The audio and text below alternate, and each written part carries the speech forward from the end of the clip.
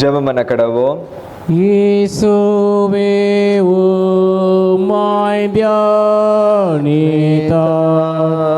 உள்ளம் கனியுமே கண்ணார உம்மை காணுங்கள் பரமானந்தமே.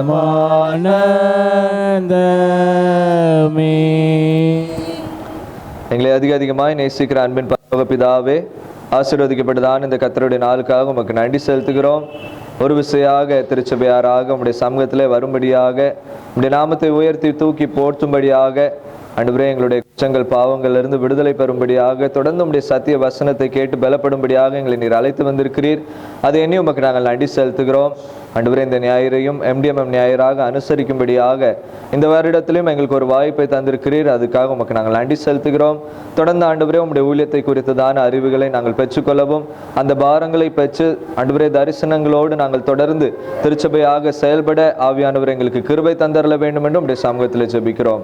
வந்திருக்கிற ஒவ்வொருவரையும் உம்முடைய பரிசுத்த கருத்துக்குள்ளாக தாழ்த்துகிறோம். தேவனுடைய பிரசன்னம் எங்கள் மத்தியிலே நிறைவாக காணப்படட்டும். இயேசு கிறிஸ்து நாமத்தினாலே ஜெபிக்கிறோம் பிதாவே. தேவனுடைய பரிசுத்த நாமத்துக்கு மகிமையுண்டாக. ஆராதனைக்கு ஆரம்பமாக நாம் யாவரும் எழும்பி நின்று பாமாலையின் 16வது பாடலை நாம் பாடுவோம். பாமாலையின் 16. ஆகத்தாவே தாழ்மையாக திருப்பாத தண்டையில் தேடலிட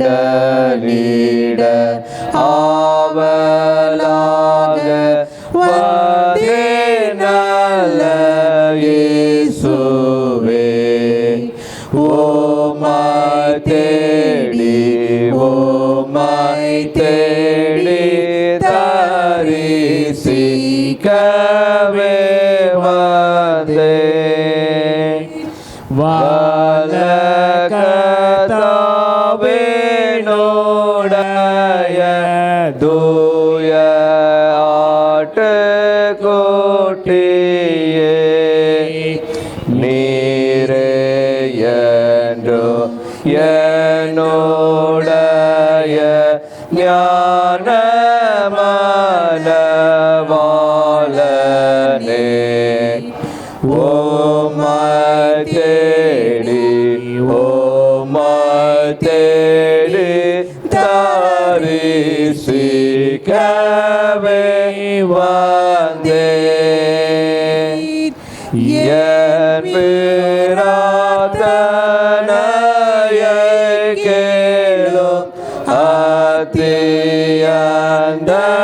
பணிவாய் கெஞ்சும் என்னை ஏற்றுக்கொள்ளும்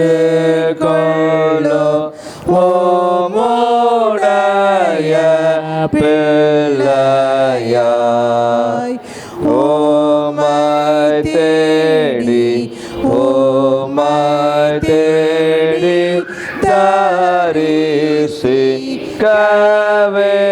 வந்தேன்.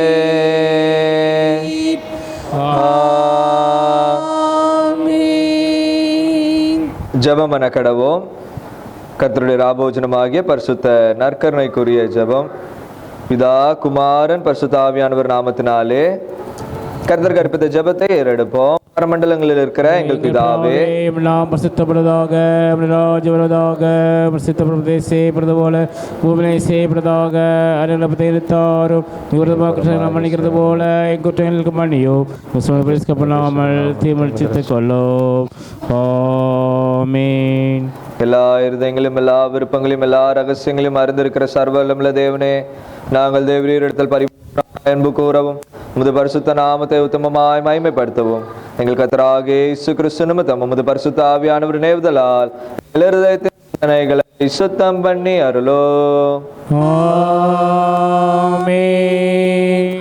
நம்முடைய இரட்சகராகிய கிறிஸ்து திருவிழம்பற்றி வார்த்தைகளாவன. நம்முடைய தேவனாகிய கர்த்தர் ஒருவரே கர்த்தர்.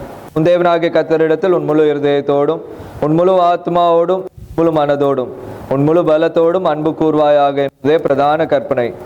கோப்பா இருக்கிற இரண்டாம் கற்பனை என்னவென்றால், உன்னிடத்தில் நீ அன்பு கூறுவது போல் பிறனிடத்திலும் நீ அன்பு கூர்வாயாக என்பதே.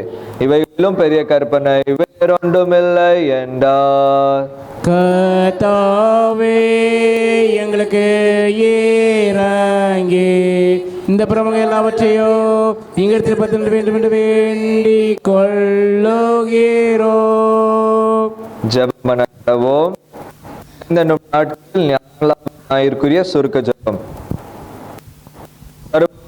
தேவனே, எங்கள் துர்க்கங்களின் நிமித்தம் தண்டனைக்கு பாத்திரராய் இருக்கிற எங்களுக்கு இறங்கி உமது கிருபையால் வரும் ஆறுதலை எங்களுக்கு தேய்ச்சி விடுதலையாக்கி வேண்டும் என்று எங்கள் கர்த்தரும் இரட்சகரும் ஆகிய இயேசு கிறிஸ்துவின் மூலமாய் வேண்டிக் கொள்கிறோம்.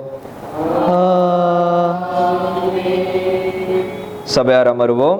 வாசிக்கும்படியான 1 மற்றும் 2 வேத பகுதியை நாம் வாசிக்க கேட்போம். ராஜாக்கள் 17ஆம் அதிகாரம் வசனங்கள் 17 24 முடிய.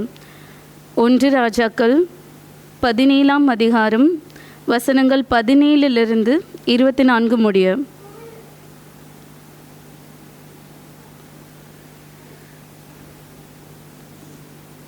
இவைகள் நடந்த பின்பு வீட்டுக்காரியாகிய அந்த ஸ்திரீயின் மகள் வியாதியில் விழுந்தான். அவனுடைய சுவாசம் போகும் மட்டும் அவனுடைய வியாதி அதிகரித்து கொண்டே இருந்தது.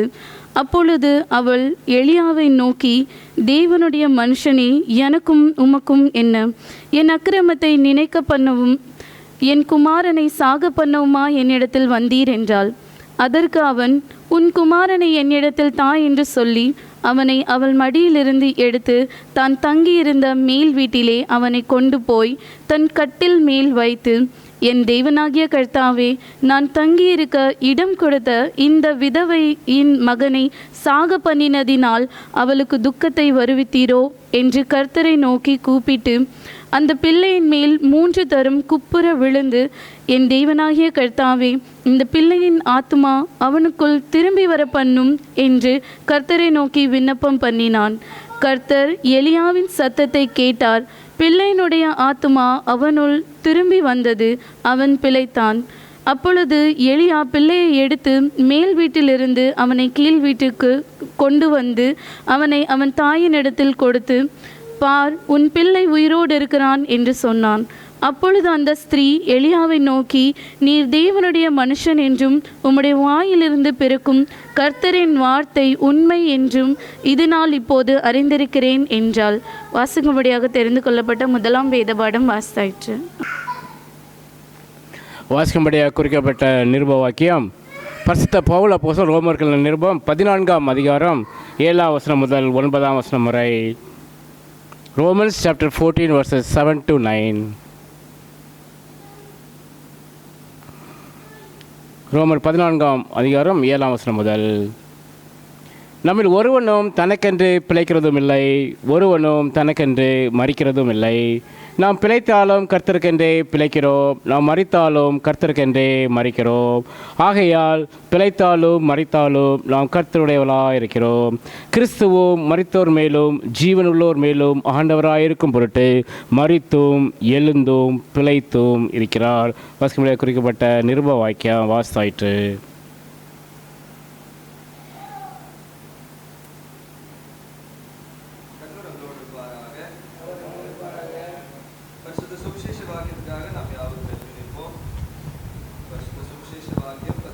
மத்தேயு எழுதின சுவிசேஷ நூல் 9ஆம் அதிகாரம் 35ஆம் வசனம் முதல் 38ஆம் வசனம் வரை அடங்கி இருக்கிறது.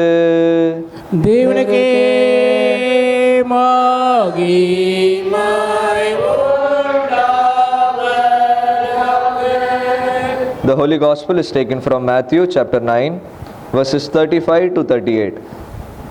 மத்தேயு 9ஆம் அதிகாரம் 35ஆம் வசனம் முதல் 38ஆம் வசனம் வரை. பின்பு இயேசு சகல பட்டணங்களையும் கிராமங்களையும் சுற்றி நடந்து ஜெப ஆலயங்களில் உபதேசித்து ராஜ்யத்தின் சுவிசேஷத்தை பிரசங்கித்து ஜனங்களுக்கு உண்டாயிருந்த சகல வியாதிகளையும் சகல நோய்களையும் நீக்கி அவர்களை சொஸ்தமாக்கினார்.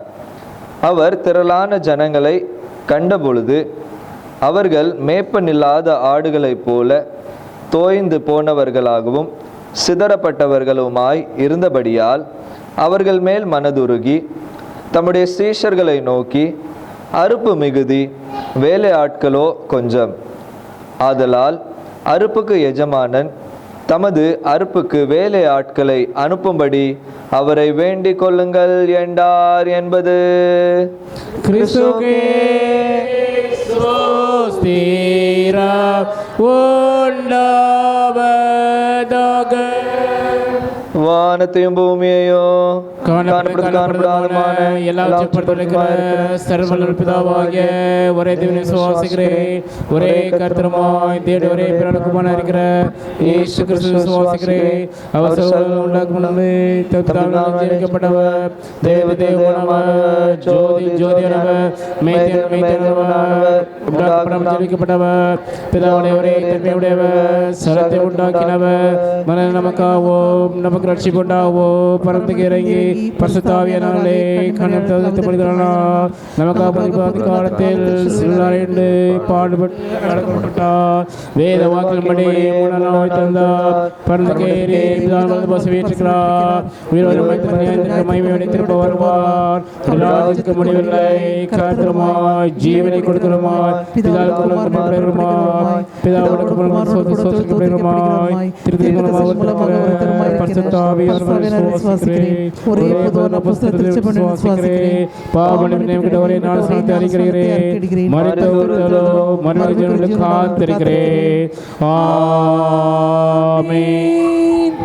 சபையார் அமர்வோம். அறிவிப்புகள். பிறந்த நாள் வாழ்த்துக்கள். ஜோசுவா ரவி தனது பிறந்தநாளை நாளை தினம் மார்ச் மாதம் 20ஆம் தேதி கொண்டாடுகிறார். திருச்சபையின் சார்பாக பிறந்தநாள் வாழ்த்துக்களை அவனுக்கு தெரிவிக்கிறோம். கர்த்தர் கொடுத்த வாக்கு தத்தம் ஏசியா 41:13. உன் தேவனாக இருக்கிற கர்த்தராய் நான் உன் வலதுகையை பிடித்து பயப்படாதே, நான் உனக்கு துணை நிற்கிறேன் என்று சொல்கிறேன். அதேபோல் சிஸ்டர் சுதாராஜன் அவர்களும் தங்களது பிறந்தநாளை மார்ச் மாதம் 23ஆம் தேதி கொண்டாடுகிறார்கள். திருச்சபையின் சார்பாக பிறந்தநாள் வாழ்த்துக்களை மகளுக்கு தெரிவிக்கிறோம். கர்த்தர் கொடுத்த வாக்குத்தத்தம் 2 கொரிந்தியர் 12:9. என் கிருபை உனக்கு போதும், பலவீனத்திலே என் பலம் பூரணமாய் விளங்கும். பிறந்தநாளை கொண்டாடிப்பிற்காக நாம் கண்களை மூடி ஜெபிப்போமா. கர்த்தாவே யோக யோகமாய் என் துணையாயினே, நீரினோவரும் காலமாய் எம் நம்பிக்கையாவி.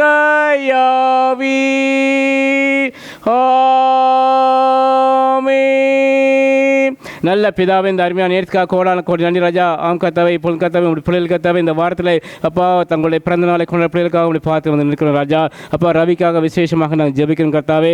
அப்பா தூர தேசத்தில் கர்த்தாவே, அப்பா வேலையை பார்த்து கொண்டிருக்கிற மகனை கர்த்தாவே, அப்பா நீங்கள் கண்ணின் போல கர்த்தாவே மட்டும் கர்த்தாவே பாதுகாத்து எல்லா தீங்குக்கு விலைக்கு பாதுகாத்து கரண் பிடித்து வழிநடத்தி கொண்டு வந்தீங்களே, அதற்காக கோடான கொண்டு நன்றி ராஜா. இந்த புதிய ஆண்டில் கர்த்தாவே எல்லா நன்மையிலும் கிருபையிலும் கர்த்தாவே மகனுக்கு வழங்கி கர்த்தாவே, அப்பா நீங்கள் சொன்ன வாக்குத்தத்தத்தின்படி கர்த்தாவே உன் தேவனாய கர்த்தரை நான் உன் வலதுகையை பிடித்து பயப்படாதே, நான் உனக்கு துணை நிற்கிறேன் என்று சொன்ன தேவன் அப்பா மகனை விட்டு விலகாமலும் அப்பா அவனுக்கு துணையாக நின்று கர்த்தாவே அவன் செய்கிற எல்லா காரியங்களும் கர்த்தாவே உம்முடைய கிருபை மகனை சூழ்ந்து கொள்வதற்காக நன்றி ராஜா. இந்த புதிய ஆண்டு முழுவதும் கர்த்தாவே மகனை பாதுகாத்து வழிநடத்தி கொண்டு வருவதற்காக நன்றி ராஜா. வேலை பார்க்க இடத்துல கர்த்தாவே பெரிய கண்களை கர்த்தாவே தயவு கிடைத்து கர்த்தாவே அப்பா நல்ல ப்ரொமோஷன்ஸ் எல்லாம் கட்டளை இடுங்க ராஜா. தூரதேச மகன் கர்த்தாவே அப்பா நீங்கள் கர்த்தாவே தாயும் மகனுமா இருந்து கர்த்தாவே மகன் நடத்தி கொண்டு வருவதற்காக நன்றி ராஜா. அதே போல் கர்த்தாவே அப்பா சுதா சிஸ்டருக்காக விசேஷமாக நான் ஜெபிக்கிறேன் கர்த்தாவே. கடந்த அந்த பாதையெல்லாம் கர்த்தாவே அப்பா உம்முடைய கிருபை மகளை தாங்கினது வழிநடத்தினது, அதற்காக நன்றி ராஜா. ஏந்தினீங்க சுமந்தீங்க தப்பு வித்தீங்க, அதற்காக நன்றி ராஜா. கடந்த அந்த பாதை எல்லாற்றும் கர்த்தாவே உம்முடைய கிருபை மகளுக்கு போதுமானதாக இருந்ததே நன்றி ராஜா. இப்போ கர்த்தாவே இந்த புதிய ஆண்டையும் கர்த்தாவே கிருபையாக கர்த்தாவே உம்முடைய கிருபை நாளை கர்த்தாவே மகளை மூட்டி சூட்டி இந்த ஆண்டு முழுவதும் கர்த்தாவே கொடுத்த வாக்குத்தத்தத்தின்படி கர்த்தாவே என் கிருபை உனக்கு போதும், பலவீனத்திலே என் பலம் பூரணமாக விளங்கும் என்று சொன்ன தேவன் ஹல்லேலூயா. எல்லா பலவீனங்களையும் இந்த ஆண்டில் எடுத்து போட்டு கர்த்தாவே அப்பா அவர்களுடைய எல்லா விதமான அப்பா எல்லா சுகத்தையும் பேத்தியங்கத்தையும் நீங்கள் கொடுத்து கர்த்தாவே மகள் இன்னும் உற்சாகமாக கர்த்தாவே மக்கள் ஓடுகிற பாக்கியத்தையும் கிருபையும் கொடுங்க ராஜா. ஆம் கர்த்தாவே பிறந்தாலே கொண்டு நம்முடைய பிள்ளைகளை கர்த்தாவே மீண்டும் ஒரு முறை கரத்தில் கொடுக்கிறோம். பாதுகாத்துக் கொள்ளுங்க, வழி நடத்துங்கப்பா. துதி கன மகிமை எல்லாவற்றையும் நமக்கு செலுத்துகிறோம் இயேசு கிறிஸ்துவின் நாமத்தில் நல்ல பிதாவே, ஆமென் ஆமென். Memory verse by children. நானே உயிர்த்தெழுதலால் ஜீவனுள்ளவனாய் இருக்கிறேன். என்னை விசுவாசிக்கிறவன் என்னிலும் மரித்தாலும் பிழைப்பான். I am the reference and the life.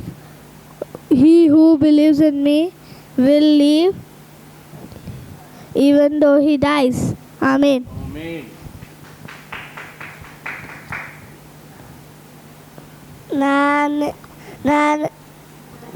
நானும் உயிர்த்தெழுதலும்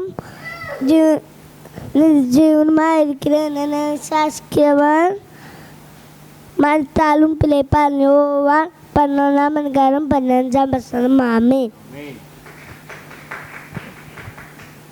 நான் உயிர்த்தெழுதலும் ஜீவனுமாக இருக்கிறேன் என விசுவாசிக்கிறவன் மரித்தாலும் பிழைப்பான். யோவான் 11:25. He who believes in I am the resurrection and the life. He who believes in me will live even though he dies. John 11:25. Amen. In prayer, equal from Nani divide adium mamiam fitital namiam tibubudi. Amen. யோவான் 11:25. இயேசு அவனை நோக்கி, நானே உயிர்த்தெழுதலும் ஜீவனுமாயிருக்கிறேன், என்னை விசுவாசிக்கிறவன் மரித்தாலும் பிழைப்பான். நாம் சாட்சி நேரத்துக்காக கடந்து செல்வோம். தேவன் நம்முடைய வாழ்க்கையில் செய்த நன்மையிலையும் கிருபையிலும் ஆசீர்வாத அற்புதங்களையும் அவர் நாம் மகிமைக்காக செய்ய இந்த நேரத்தை உபயோகப்படுத்திக் கொள்ளலாம்.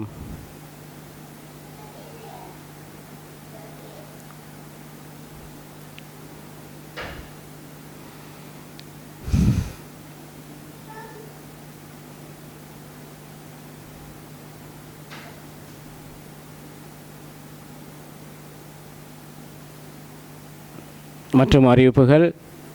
வருகிற வாரமும் மார்ச் மாதம் 26ஆம் தேதியும் ஹோலி கம்யூனியன் சர்வீஸ் நடக்கும். யாரும் கலந்து கொண்டு தேவனுடைய ஆசீர்வாதத்தை பெற்று செல்லும் அன்புடன் கேட்டுக்கொள்கிறேன். அதேபோல் தேவனுடைய பெரிதான கிருபையினாலே இருக்கிறதுனால தயவுனாலே நமக்கு குட் ஃப்ரைடே அன்னைக்கும் ஈஸ்டர் அன்னைக்கும் இங்கே ப்ரீமிசஸில் கரெக்டாக நாம் ஜபித்தபடியே நமக்கு ஏற்ற அந்த அலாட்மெண்ட் கிடச்சிருக்குது. Good Friday service as usual நாம் காலையில் 10 மணிலேருந்து 1 மணி வரைக்கும் நாம் நடத்துவோம். அதேபோல் ஈஸ்டர் சர்வீஸ் காலை 7 மணிலேருந்து 9 வரை நாம் நம்முடைய ஆலயத்தில் நடைபெறும். ஏனென்றால் மலையாளம் சர்ச் வந்து அவங்க கரெக்டாக 10 மணிக்கு ஆரம்பிக்கிறனால நம்ம 9:9:30 நம்ம வெக்கேட் பண்ணி போகிற மாதிரி நம்ம எல்லோரும் தயவுசெய்து 7 மணிக்கு இங்கே அசம்பிள் பண்ண மாதிரி அன்புடன் கேட்டுக்கொள்கிறேன். ஐயாவும் ஃப்ரீயாக இருக்கிறாங்க. தேவனுக்கு மகிமை செலுத்துகிறோம். அதேபோல் மாண்டி தேர்ஸ்டே சர்வீஸ் வந்து நாம் நீதி ஆலயத்தோடு சேர்ந்து வியாழக்கிழமை மாலை 6:30 மணிக்கு நாம் அவர்களோடு கூட சேர்ந்து அந்த ஆராதனை நாம் நடத்துவோம். தேவன் தாமை பெரிய காரியங்களை செய்வாராக. இன்று நாம் எம்டிஎம்மும் சண்டே நாம் ஆசரித்துக் கொள்கிறோம். இன்று எம்டிஎம்மும் பணித்தலங்களுடைய நடக்கிற காரியங்களை நம்ம மத்தியில் இருக்கிற மிஷனர் ஐயா சொல்லுவாங்க. அதுக்கப்புறம் நம்முடைய தேவனுடைய வார்த்தையை நம்முடைய ஆனந்த மகாராஜன் ஐயா அவங்களுடைய. ஆனால் எல்லாத்துக்கும் மேலான தேவன் வந்து எங்கள் ஒவ்வொருத்தருக்கும் என் கூட என் பிள்ளைங்க கூட இருக்கிறாரு.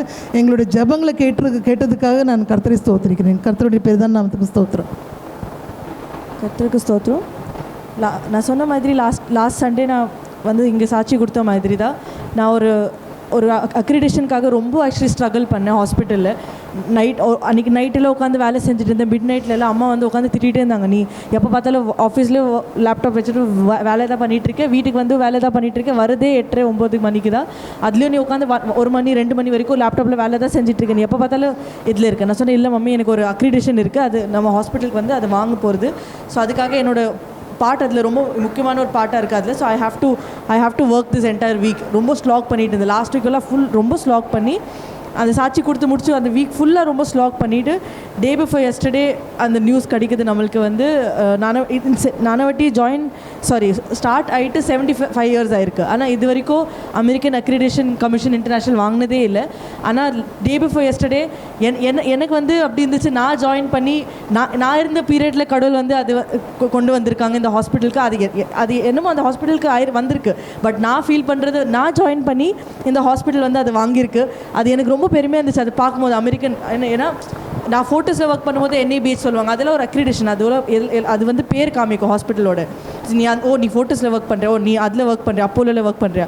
அதே மாதிரி நானவட்டிக்கு வந்து இப்போது இவ்வளோ நாள் இட்ட சொல்லி NABH நான் எப்போவுமே யோசிப்பேன், அது வெறும் NABH தான், சரி ஓகே, அது இன்னும் இது வரல. டே பிஃபோர் எஸ்டர்டே பார்க்குற அது ஆல் ஓவர் இந்தியாவில் வந்து it is come American accreditation commission Nanavati மட்டும் தான் ஜெயிச்சிருக்கு அதில். ஸோ எனக்கு அது ரொம்ப அது நான் இருந்த பீரியடில் கடவுள் நடத்துகிற பீரியடில் நடந்திருக்கனால எனக்கு அது ரொம்ப பெருமையாக இருந்துச்சு. ஸோ அதுக்கு ரொம்ப ரொம்ப சந்தோஷமாக இருந்துச்சு. அது கடவுள் நினச்சிட்டு ரொம்ப ப்ரே பண்ண கடவுளை நீங்கள் நான் ரொம்ப ஸ்ட்ரெஸ்ஸில் இருந்து அது எப்படி வாங்க போகிறோம். என்னோடய பாட்டு அதில் ரொம்ப மேஜர் பாட்டு இருந்துச்சு. அது எப்படியோ அது ஜெயிச்சுட்டு வாங்கின மாதிரி இருந்துச்சு எனக்கு கடவுள்னால. தட்டும் இந்த லென்ட் பீரியடில். அண்ட் செகண்ட் அம்மா சொன்ன சாட்சி மாதிரி என் அண்ணாக்கு ரொம்ப ரொம்ப வரீடாக இருந்தோம் வீட்டில். ரொம்ப லாஸ்ட் வீக்கெல்லாம் ரொம்ப ஸ்ட்ரெஸ்ஸு. அம்மாலாம் ரொம்ப அழுது நான் ரொம்ப நான் என்ன சொல்கிறது, அண்ணா வந்து எல்லோரும் ப்ரேயரில் வைங்க. Ricky needs to be in deep prayers. ரொம்ப அவங்க வழி என்ன சொல்கிறது, கடவுளோட வழியில் நடத்துறதுக்கு அவங்களுக்கு இன்னும் அது இது தெரியல. அந்த importance of walking in to the pathway of lord அவங்களுக்கு இன்னும் அது இம்பார்ட்டன்ஸ் தெரியல. அது எவ்வளோ வண்டர்ஸ் நம்ம like the day we touch church, the day we touch the book of Bible, the day we interact with our God, அதோட importance அதோட value நம்ம லைஃப்பில் எவ்வளோ அடிஷ்னலாக இருக்குது, எவ்வளோ பிளெஸ்ஸிங்ஸ் நம்மளுக்கு கிடைக்குது. அது அவங்களுக்கு இன்னும் அது அருமை தெரியல நான் நினைக்கிறேன். ஆனால் நான் நம்புகிறேன் ஒரு நாள் அவங்களுக்கு கண்டிப்பாக அது வரும், அது தெரியும் அதோட கஷ்டம் என்ன, அதோட இம்பார்ட்டன்ஸ் என்ன of being a Christian. And you know அது பிளெஸ்ஸிங்ஸ் கடவுள் நம்ம வாழ்க்கையில் எவ்வளோ மிராக்கிள்ஸ், எவ்வளோ I have seen her health so bad. நான் கடவுள் அதே வார்த்தை டாக்டர் சொன்னது, she will not survive, her lungs are collapsing, she will not be able to get up, I am not giving you hopes. நான் வந்து guarantee கொடுக்க முடியாது. அதே டாக்டர் சொன்ன வாயிலேருந்து அதே doctor Reena, I am very happy to see her today, she is completely all right. few things are there, அது இருக்கும் மேலே கீழே. பட் ஆனால் அன்றைக்கி இருந்த நிலைமை சர்வைவ் பண்ண முடியாத நிலைமையிலேருந்து மிராக்கிள் கொண்டு வந்துட்டு இன்றைக்கி she is sitting here giving a டெஸ்டிமனினா எனக்கு I believe in miracle. So I know he will come out. எனக்கு அது நம்பிக்கை இருக்குது கடவுள் மேலேக்கு அவங்க வந்து அது வெளியே வருவாங்க. But with everybody's prayers keep them in deep strong prayers.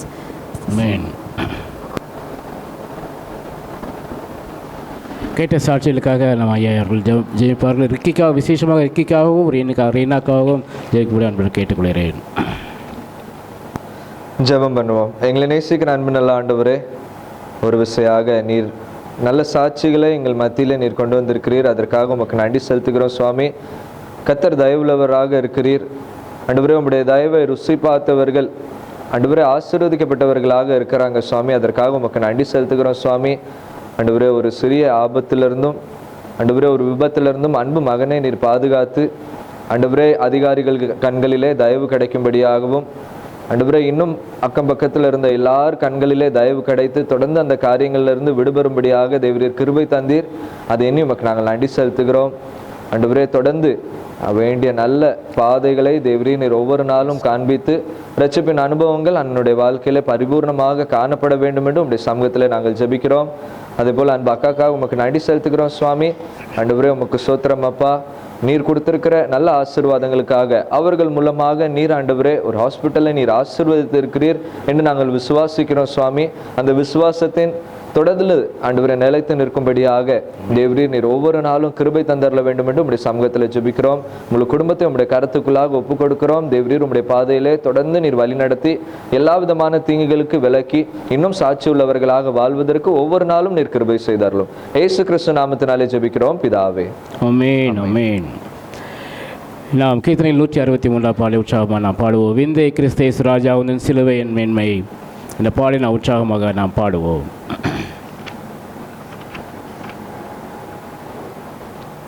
விந்தை கிறிஸ்து ராஜா உந்தன் சிலுவை என் மேன்மை, உந்தன் சிலுவை என் மேன்மை.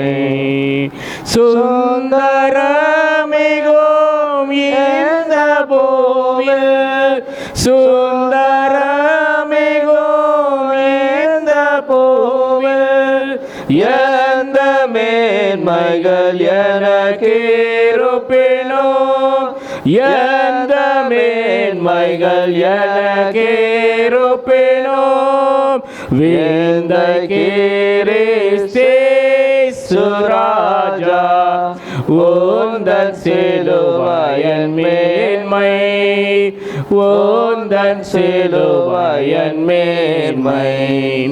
திரண்ட ஆஸ்தி உயர்ந்த கல்வி செல்வாக்குகள் மிக விருப்பினோம் குரு செய்தோக்கி பார்க்க எனக்கு, குரு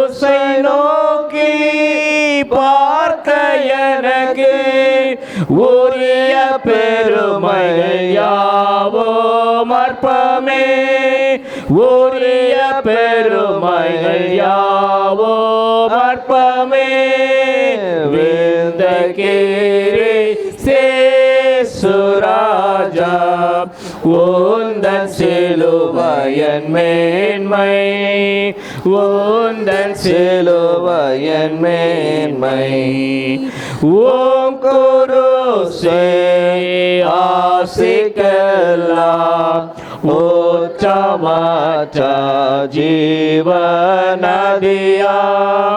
தூங்கரத்தம் ஊற்றில் மூழ்கி, தூங்கரத்தம் ஊற்றில் மூழ்கி தூய்மையடைந்து மேன்மையாகினேன், தூய்மையடைந்து மேன்மையாகினேன்.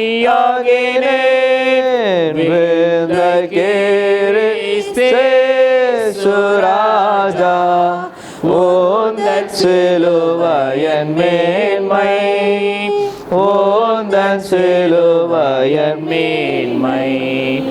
சென்னிவேலா கை காணிந்து சிந்ததோயோரோடன்பு மன்னாயிதை போன்ற காட்சி, மன்னாயிதை போன்ற காட்சி என்னாலிலுமே எங்கும் காணே, என்னாலிலுமே எங்கும் காணே.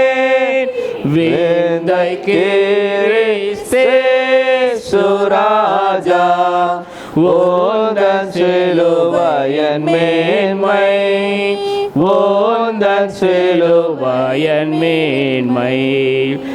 இந்த வேந்தை அன்பு கீடாய் என்ன காணிந்திடுவே,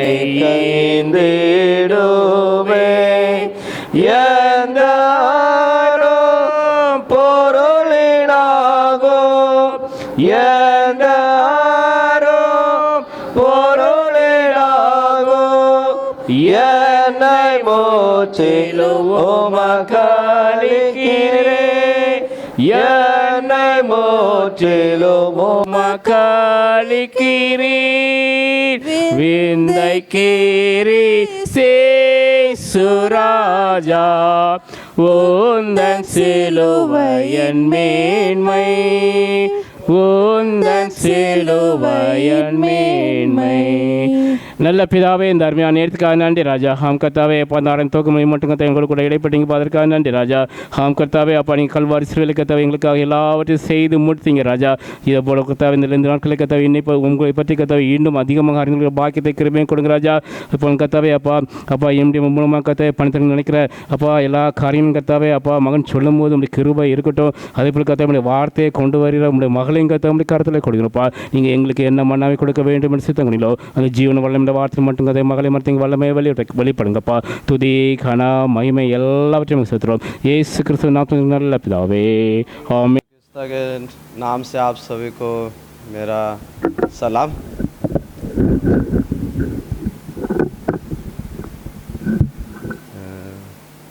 सर आपने मुझे बोलने के लिए इसलिए बहुत बहुत धन्यवाद। प्रभु का धन्यवाद करता हूँ कि मुझे यहाँ तक लेके आया। मैं मेरा परिचय पहले दूंगा, बाद में मैं कुछ शेयरिंग करूंगा इधर। मेरा नाम विष्णु बराड है। मैं हिंदू परिवार से था। 1999 में जब पिताजी मेरे बड़े भाई को लेके गए, वो बीमार था और एक आदमी ने बताया कि जाओ प्रभु का प्रेयर होता है उधर उसको लेके जाओ, वो ठीक हो जाएगा, चंगा हो जाएगा। तो उधर लेके गए। उसके बाद वहाँ से छोटा बुक दिया, वो बुक लेके पिताजी आए और मुझे दे दिया पढ़ने के लिए। मैंने पढ़ा और मैं भी पिताजी के साथ गया उधर जाने के बाद मुझे प्रभु आशीष दे रहा था। जब मैंने वो पढ़ा, विश्वास किया मन से विश्वास किया, तो प्रभु ने मुझे बहुत आशीष दिया। और प्रभु मेरे से बोलने लगा कि मैं तुझे चुना है, मैंने तुझे चुना है, तुझे मैं चला रहा हूँ। लेकिन मुझे मालूम नहीं था कि प्रभु मुझे चला रहा है, मेरा विश्वास बढ़ते जा रहा था। तब 2004 में मैंने बहुत विश्वास किया प्रभु के ऊपर और ठान लिया कि एक ही प्रभु है जो जीवित है, जो सामर्थ्यशाली है और जो सच्चा प्रभु है, उसके ऊपर मैंने विश्वास किया। और 2009 में मेरा बपतिस्मा हो गया। तो ऐसे करके मैंने पूरे परिवार को बताया कि सच्चाई ये है, जिस प्रभु के हम गुणगान करते हैं वो प्रभु जीवित प्रभु है और एक ही प्रभु है। उसके ऊपर पूरे परिवार ने विश्वास किया और पूरा परिवार का बपतिस्मा होके हम बिलीवर करके बढ़ रहे थे। उसके बाद रेवरेंड वासुदेव देशमुख से हमारी मुलाकात हो गई। वो एम में काम करते थे, महाराष्ट्र विलेज मिनिस्ट्री।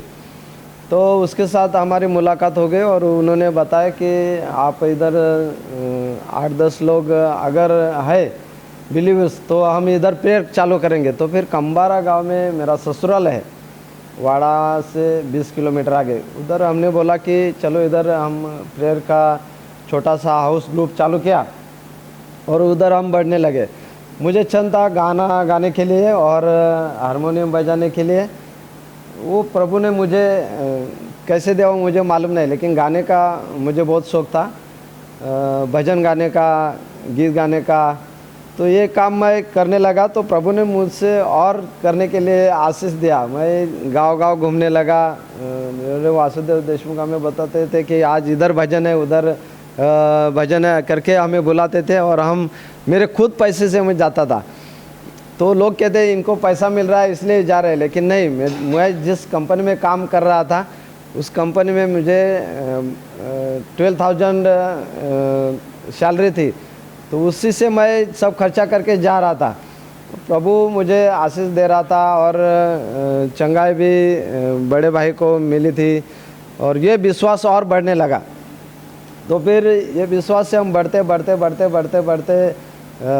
2015 में मुझे प्रभु ने एक सेवक के रूप में, मिशनरी के रूप में चुना लिया और आज मैं मिशनरी के रूप में आपके सामने खड़ा हूँ। मिशनरी में एक प्रभु का बोझ डाला हमारे ऊपर।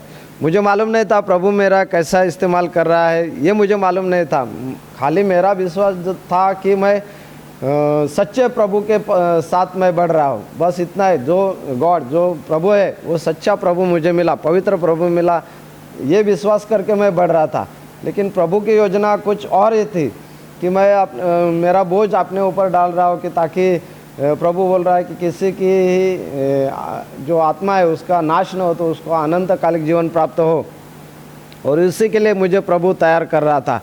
और ऐसा करके मैं प्रभु में बढ़ा और 2015 में मैं मिशनरी करके आया और ये बोझ मैंने उठाया। मुझे मालूम नहीं था, मुझे किसी ने पैसा नहीं दिया, किसी ने मुझे ख़रीदा नहीं था। ये प्रभु का आशीष था कि वो उसी ने चुन लिया। जब प्रभु का पुनरुत्थान हो गया, वो जीवित हो गया, तब शिष्यों से उसने कहा कि जाओ सारे सृष्टि के लोगों को सुसमाचार सुनाओ, उसको पिता पुत्र पवित्र आत्मा से बपतिस्मा दो, और जो मैंने आज्ञा दी है उसका पालन करने के लिए सिखाओ। देखो युग के समाप्ति तक मैं उनके तुम्हारे साथ हूँ। प्रभु तुम्हारे साथ है, प्रभु मेरे साथ है।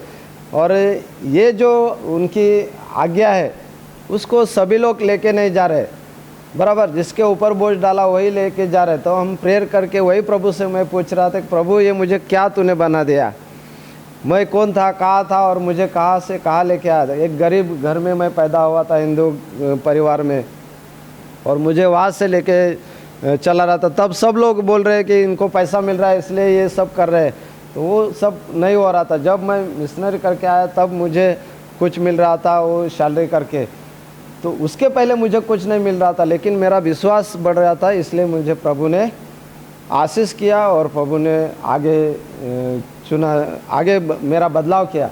बहुत प्रभु को धन्यवाद देता हूँ कि प्रभु मुझसे काम करवा लेता है। प्रभु मुझसे बहुत से जो प्रभु का लोगों का जो विश्वास बढ़ाने के लिए जो मदद मिलती है वो मुझसे करवा लेता है, इसलिए प्रभु को बहुत धन्यवाद देता हूँ। हम 4 रीजन में काम कर रहे, तो ऐसा मेरा परिवर्तन हो गया और मैं प्रभु में बढ़ने लगा और प्रभु में विश्वास किया। हम 4 रीजन में कार्य कर रहे हैं, वो पालघर, वाड़ा, विक्रमगढ़ और जव्वार। तो उसमें वाड़ा रीजन में हम 4 लोग हैं, 4 मिशनरी हैं। तो वाड़ा रीजन में हम काम करते हैं। जब प्रभु का काम करते हो तो प्रभु के काम करने में बहुत कठिनाई होती है। एक मेरा गवाही देता हूँ, जब मैं खुटल एक गांव है, उधर जब मैं भजन के लिए गया था तो उधर बहुत मारपीट हो गया और सब लोग बोलते हैं इसको मार दो, इसको मिर्च का पाउडर डाल के उसको धुआ दे दो, ऐसा करके। फिर भी मैंने उसको माना नहीं।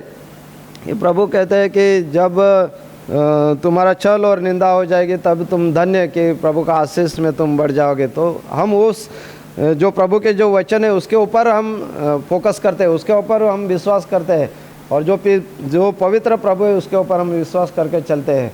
तो ऐसे करके वो मैं बढ़ने लगा और सेवा का भी बोझ डाला, वो सेवा का बोझ मैं लेके चलता रहा।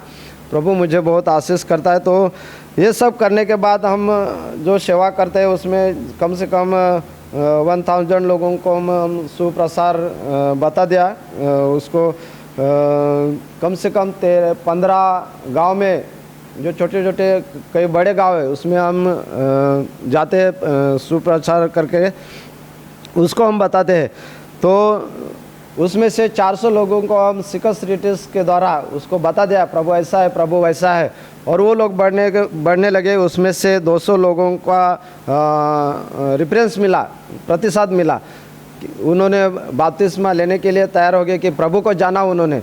और ऐसा करके कम से कम 150 लोगों का ये सा कोरोना ख़त्म होने के बाद उनका बपतिस्मा हो गया। ऐसा प्रभु चलाता है, ऐसे प्रभु कार्य करता है। और सीबी से हम 2 टाइम में लेते हैं, साल में 2 बार। उसमें हम छोटे लोग चिल्ड्रन को, छोटे बच्चे को हम पढ़ाते हैं, उसको दावीद का, गोलियत का, ये सब कहानी बता के उसको गाना सॉन्ग सिखा के उसको हम ट्रेन करते हैं। तो ऐसा करके हम उसको बढ़ाते हैं और उसके परिवार को हम प्रभु के बारे में बताते हैं। ऐसे करके हम ये सेवा करते हैं। उसके बाद जो मेडिकल कैंप होता है, उसके मेडिकल कैंप से हमें बहुत फ़ायदा होता है कि हम मेडिकल काम करके जो आज बीमारी लोग हैं उनको हम मेडिकल के लिए प्रोत्साहित करते हैं कि प्रभु के ऊपर विश्वास करो और दवा के ऊपर भी विश्वास करो। ऐसे करके हम उसको जादू चटकी करने वाले से हम ज़्यादा खर्चा होता है, जादू चटके करके उसको भुला देते हैं। उसको हम बताते कि ऐसा करो, प्रभु के ऊपर विश्वास करो और डॉक्टर के पास जाओ। और वो मानते हैं, तैयार होते हैं। और जब वो तैयार होते थे, डॉक्टर के पास नहीं ठीक होते थे, फिर हम प्रेयर करते, वो प्रेयर से वो ठीक हो जाते हैं। तो फिर ऐसे वो मेडिकल कैंप का बहुत अच्छी तरह से हम हमारे ये मिशनरी जीवन में कार्य होता है। ऐसा हम ये पूरा जो मिशन है वो चलाते हैं। उसमें प्रभु बहुत हमसे आशीष देता है। जिस गांव में मैं अभी मिशनरी करके सेवा कर रहा हूँ वो कंबारा वाड़ा से 20 किलोमीटर और बॉम्बे से 180-200 किलोमीटर है। तो वहाँ मैं सेवकाई करता हूँ। वहाँ से मेरा घर कम से कम 10 किलोमीटर आगे है। और जो चर्च पहला कच्चा था उसको पक्का बना दिया है। उसमें कम से कम 110 लोगों का बपतिस्मा हो गया और 200-250 लोग प्रेयर के लिए आते हैं। प्रभु को मैं धन्यवाद देता हूँ। ये प्रभु की कृपा है, प्रभु का आशीष है। उसको हम बताते हैं, वो प्रेम से आते हैं। जब क्रिसमस, नाताल हम उधर मनाते हैं, अभी गुड फ्राइडे, ईस्टर डे भी मनाते हैं। तो क्रिसमस के लिए जब हम प्रोग्राम रखते हैं तो पुलिस हमें पहले बुला के लेते हैं। उधर जो पूछते हैं पुलिस बुला के कि तुम ज़बरदस्ती लोगों को लेके आते हो क्या ये क्रिसमस नाताल मनाने के लिए। तो हम उनको बोलते हैं नहीं, वो खुद आते हैं। अभी जहाँ प्रेयर का वो पूरा मंदिर बनवाया है उधर हम किसी के घर में नहीं जाते, वो खुद आते उधर और उधर हम लेते हैं, फिर वो बोलते हैं ठीक है और परमिशन दे देते हैं। ये सेवा हम प्रेयर करके करते हैं, उसमें भी बहुत प्रभु आशीष देता है। खाली ये पैसों के लिए नहीं, तो ये खाली प्रभु का आशीष है और प्रभु का सेवका है, इसलिए हम करते हैं। इसके पीछे खाली जो पवित्र प्रभु है उसका लोगों को मालूम हो कि जिस प्रभु ने हमारे लिए वो क्रूस पे बलिदान दिया है, वो प्रभु बहुत महान है, उसका सामर्थ्य बहुत है, ये हम पढ़ाते हैं। ऐसा करके हम वो सेवकाई करते हैं। हम प्रभु को धन्यवाद देते हैं कि उस जगह पे जहाँ अभी वो मेरा चर्च है, एक चर्च है, दूसरा बनने के लिए हम प्रेयर कर रहे हैं। उसके लिए मैं आपको पूरे कलीसिया के मेंबर्स को प्रेयर करने के लिए मैं बोलूँगा कि अभी नया प्रेयर अपना चर्च बनने जा रहा है, उसके लिए आप प्रेयर में ध्यान रखो। जो हो जाए वो उस जहाँ वो मंदिर है उस मंदिर से, जहाँ चर्च है उस चर्च से कम 10 किलोमीटर आगे है, वह भी 20-25 लोग अभी प्रेयर के लिए आते हैं और नए गांव में से नए लोग आते हैं, प्रेयर के लिए आते हैं। तो आप प्रेयर में ध्यान रखो कि उस जगह के लिए और वहाँ के लोगों के लिए आप प्रेयर करो। प्रभु को धन्यवाद देता हूँ। जब ये बोझ मेरे ऊपर डाला तो प्रभु का जो बोझ है उसको लेके जाने के लिए मैंने एक दिन प्रेयर किया कि प्रभु ऐसा मुझ में बोझ डाला है, तो मैं प्रेयर करता हूँ कि जो गांव है जिसको मालूम ही नहीं कि प्रभु कौन है, ख्रिस्त कौन है, ये मालूम नहीं, उस गांव मेरे को बताओ और मैं उधर जाऊंगा। जब IGM करके पुणे में हमें ट्रेनिंग देते उन्होंने ट्रैक्स दिया था, 100 ट्रैक्स था। तो मैं एक दिन प्रेयर किया तो प्रभु ने बोला जाओ उस जहाँ मैं रहता हूँ वहाँ से कम 30 किलोमीटर आगे 4 गाँव है, वो बहुत जंगल में रहते हैं, पूरा एकदम ग्रामीण एरिया है। तो मेरे को बोला उधर जाओ, तो मैं एक दिन गया उधर। 2 गांव में मैंने ट्रैक्स बांटा, तीसरे गांव में गया तो थोड़ा इधर उधर हो गया। कोई ऐसे बैठे हुए थे, वो लोग बोल रहे थे कि ये क्रिश्चियनों का काम है, तू इधर का आदमी है या क्या के लिए ये ट्रैक्स बांट रहा है। तो बोला मेरा काम है आप लोगों का नाश न हो, लेने का हो तो ले लो और नहीं तो फिर आपके ऊपर जो जीवन और मरण जो प्रभु बोल रहा है वो आपके सामने रखा है, लेने का है जीने का है तो ले लो। और जो प्रभु में जो बोलते हैं कि तुम नरक में, हमारे इधर नरक बोलते हैं, उसके ऊपर जाने के लिए जो अगर तुम तैयार हो तो मत ले लो, ऐसा करके हम उनको मराठी में सिखाते हैं। तो वहाँ थोड़ा हरदम हो गए। फिर मैं दूसरे गांव में जाकर दिया टैक्स। तीसरे गांव में जब गया तो फिर उधर भी ऐसा हो गया। दिक्कत है, प्रॉब्लम ये होती है कि अभी पहले जैसे सेवकाई नहीं रहे, अभी सेवकाई करने के लिए बहुत दिक्कत आते हैं। तो उसके लिए भी प्रेयर करो कि प्रभु जो बोझ दिया है वो बोझ लेने के लिए हमें और आशीष करे और जो प्रभु का काम है वो और बढ़े। तो मैं प्रभु को धन्यवाद देता हूँ कि ऐसा मेरा सेवकाई चल रहा है। तो आप प्रेयर में ध्यान रखो कि मेरे पूरे सेवकाई के लिए आप लोग प्रेयर करो, क्योंकि प्रभु कहता है जहाँ 2 या 4 लोग बैठ के प्रेयर करेंगे तो उनमें प्रभु उपस्थित रहता है। मेरा विश्वास है, जो विश्वास मैंने प्रभु में डाला है शुरू से, वो विश्वास मेरा आज तक बहुत उनके ऊपर है जो प्रभु आशीष देता है। दूसरा प्रेयर है कि आप प्रेयर करो। हम भी आपके लिए प्रेयर करते हैं। मैं रोज़ शाम को हमारे घर प्रेयर करता हूँ, उसमें पूरा CNI का कलीसिया उनके लिए, उस मंडली के लिए, उसका जो ही है उस सब के लिए हम प्रेयर करते हैं, रोज़ बैठते हैं। और मंदिर में जो चर्च है उसमें हम लास्ट फ्राइडे हम भजन और प्रेयर रखते हैं, उसमें फास्टिंग प्रेयर कहते हैं। वो पूरा दिन में रहता है, पहले रात में था, अभी दिन में कर दिया, क्योंकि रात में जब लोग जाते थे फास्टिंग करके भजन करके, जब 11-2 बजे जाते थे तो गांव में जो लोग रहते हैं वो कभी कभी उनको थोड़ा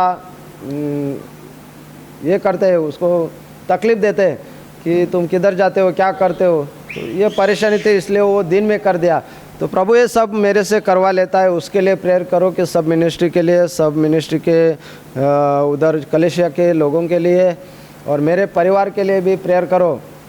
मेरी बेटी अभी प्रभु के दया से ह्यूम हाई स्कूल भाईकला में पढ़ रही थी, तो अभी उधर से पढ़ते पढ़ते प्रभु ने उसको पढ़ाया, सब प्रभु का देन है। अभी उन्होंने MBA किया है, तो उनके लिए भी, मेरे परिवार के लिए भी प्रेयर करो कि परिवार अच्छी तरह से रहे, और जो बेटी पढ़े वो भी अच्छी तरह से विश्वास में बढ़े। बस यही उम्मीद आपसे रखता हूँ कि प्रेयर की, मैं वो आपके साथ पैसा वैसा नहीं कुछ मांगता हूँ, खाली प्रेयर के लिए रिक्वेस्ट कर रहा हूँ, वो प्रेयर करो। और जो MDMM का मुंबई डायसिस मिशनरी मूवमेंट का जो कार्य है वो और बढ़े, इसलिए भी प्रेयर करो कि प्रभु का ये काम है और प्रभु का ये कार्य है, आपकी प्रेयर की दुआ से और बढ़े, और हमारा भी जो प्रभु का मिशन है और आगे चलते जाए। प्रभु को बहुत बहुत धन्यवाद देता हूँ कि आप लोगों के बीच में मेरे को ये कुछ शेयरिंग के लिए वक्त दिया, उसके लिए बहुत बहुत धन्यवाद आपका। Thank you.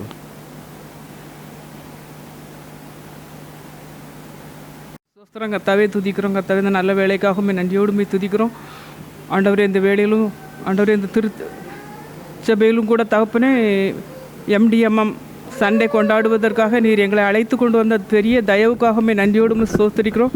இந்த வேளையிலும் கூட தகப்பனே, நீர் பேசும் உங்களுடைய இந்த ஊழியத்தை பற்றி நாங்கள் அதிகமாக உணர்ந்து அதற்காக ஜெபிக்க, உழைக்க, கொடுக்க நீர் உதவி செய்யும். மீட்பர் இயேசுவின் மூலமாய் ஜெபிக்கிறோம் நல்ல பிதாவே, ஆமென்.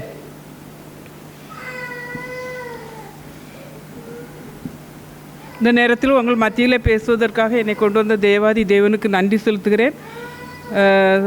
MDMM சண்டே அப்படின்னா மும்பை டயசிசன் மிஷினரி மூவ்மெண்ட், அந்த மும்பை திருமண்டலத்தில் உள்ள மிஷினரி இயக்கம்.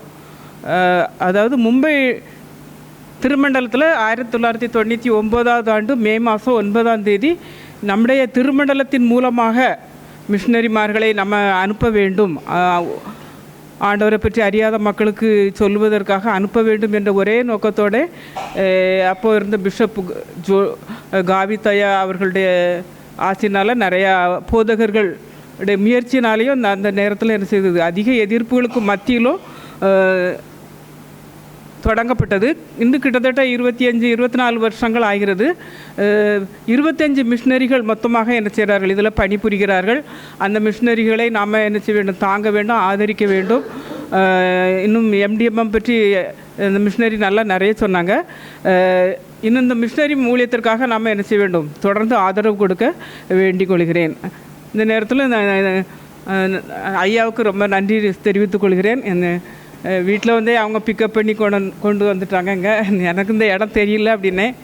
நாங்கள் அவங்க சர்ச்சில் 10 வருஷம் வேலை பார்த்துருக்கோம் கோரேகானில். அதனால் அவங்க நல்ல பழக்கம். அவங்க அம்மாவும் சின்ன இதில் எனக்கு நல்ல பழக்கம். அவங்க அம்மா சித்தி என்னுடைய ஸ்டூடெண்ட்டு என் கூட படித்தாங்க. அதனால் எங்களுக்கு நல்ல பழக்கமானதுனால அவங்க வந்து என்னை கூட்டிகிட்டு வந்துட்டாங்க. அதனால் அவங்களுக்கு ரொம்ப நன்றி செலுத்துகிறேன். நாங்கள் வந்து எங்கள் ஐயா ப்ரீஸ்டாக இருக்கிறாங்க CNIயில். டோம்புலி சென்ட் பால்ஸ் தமிழ் சர்ச், அப்புறம் கல்யாண் சர்ச்சு, பீவண்டி சென்ட் பீட்டர்ஸ், இந்த 3 சர்ச்சிலையும் வேலை பார்த்து வருகிறார்கள். நாங்கள் வந்து இருக்கிறது முல்லுண்டி ஈஸ்டில் இருக்கிறோம். சொந்த வீட்டுக்கு வந்துட்டோம். இங்கே தான் என்ன இருப்போம். நான் வந்து டீச்சராக வேலை பார்த்தேன். இப்போ ரிட்டையர்ட் ஆகி இங்கே இருக்கிறோம். இந்த நேரத்திலும் ஆண்டவருடைய வார்த்தைக்கு சொல்வோம். ஆண்டவர் நமக்கு இந்த கொடுத்துருக்கிற செய்தி வந்து லூக்கா 16வது அதிகாரம் 1 முதல் 13 வரை வசனங்களை எடுத்து வைத்துக் கொள்ளுங்கள். இந்த வசனங்களில் இருந்தால் நம்ம என்ன செய்கிறோம், சில காரியங்களை நம்ம பார்க்க போகிறோம். 9வது வசனம் பார்க்கும்போது, நான் உங்களுக்கு சொல்லுகிறேன், நீங்கள் மாளும்போது உங்களை நித்தியமான வீடுகளிலே ஏற்றுக்கொள்வார் உண்டாகும்படி அநீதியான உலகப் பொருளால் உங்களுக்கு சிநேகிதரை சம்பாதியுங்கள். இன்றைக்கி நம்ம தேவையான வசனம் வந்து கடைசியில் 9வது வசனம் கடைசியில், அநீதியான உலகப் பொருளால் உங்களுக்கு சிநேகிதரை சம்பாதியுங்கள். அநீதியான உலகப் பொருள் அப்போது அப்படின்னா இது பணத்தை குறித்து தான் சொல்லுகிறது. நம்ம வந்து எவ்வளவோ கஷ்டப்பட்டு தினமும் தேடுறோம். நிறையா பணம் கிடச்சுன்னா கடவுள் நிறையா ஆசீர்வதிச்சிருக்கிறாருன்னு சந்தோஷப்படுறோம். ஆனால் கடவுளுடைய பார்வையில் அது வந்து என்னது, ஒரு அநீதியான ஒரு பொருள் என்று அவர் என்ன செய்கிறார், சொல்லுகிறார். இந்த அநீதியான பொருள் நமக்கு தேவை. கண்டிப்பாக பணம் இல்லாமல் நம்ம என்ன செய்ய முடியாது, ஒரு நாள் கூட கடத்த முடியாது. தினமும் நிறைய தேவைகள் வருகிறது. வீட்டில் சாப்பாடு வேணும், பிள்ளைகளுக்கு படிப்பு, ஸ்கூலு ஃபீஸு, மெடிக்கல், வெளியில் போனாலே ஆட்டோவுக்கு பைசா கொடுக்கணும். பணம் ரொம்ப முக்கியம். இருந்தாலும் கடவுளுடைய பார்வைக்கு அது அநீதியான உலகப் பொருள். அந்த உலகப் பொருளினாலே உங்களுக்கு சிநேகிதரை சம்பாதியுங்கள்.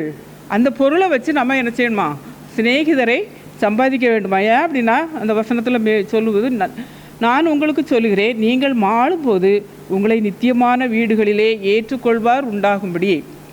நம்ம எல்லோரும் ஒரு நாள் என்ன செய்யத்தான் போகிறோம்? சாகத்தான் போகிறோம். அப்படி சாகும்போது நித்தியமான வீடுகளில், இப்போ நம்ம பைசாவை வந்து நம்ம அநீதியான உலகப் பொருள், பணம் நமக்கு ஆண்டவர் நல்லா கொடுத்துருக்கிறார், சம்பாத்தியம் பண்ணுறதுக்கு திறமை கொடுத்துருக்கிறாரு, நிறைய பணமும் கொடுத்துருக்கிறாரு. இந்த பணத்தை வச்சு நம்ம என்ன செய்யணுமா?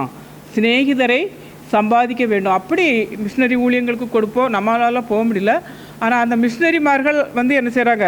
ஊழியம் செய்கிறாங்க. அவங்களுக்கு நம்ம வாழ்க்கைக்கு தேவையான பணத்தை கொடுக்க வேண்டும். அப்படி நம்ம கொடுக்கும்போது நம்மளால் பயன்பெற்ற மனிதர்கள், அந்த ஆத்மா நமக்கு இப்போ தெரியாது யாரெல்லாம் நம்ம பணத்தினால பயன்பெற்றார்கள் அப்படின்ட்டு நமக்கும் தெரியாது, அவங்களுக்கும் தெரியாது. ஆனால் மரித்த பிறகு பரலோகத்தில் அவங்க என்ன செய்வாங்களாம்? நம்ம வாழ்த்துறதுக்கு வருவாங்க. அப்படி நிறைய சிநேகிதர்கள் நமக்கு என்ன செய்வாங்க? கிடைப்பார்கள் என்று வேதம் சொல்லுகிறது. அப்படி நம்ம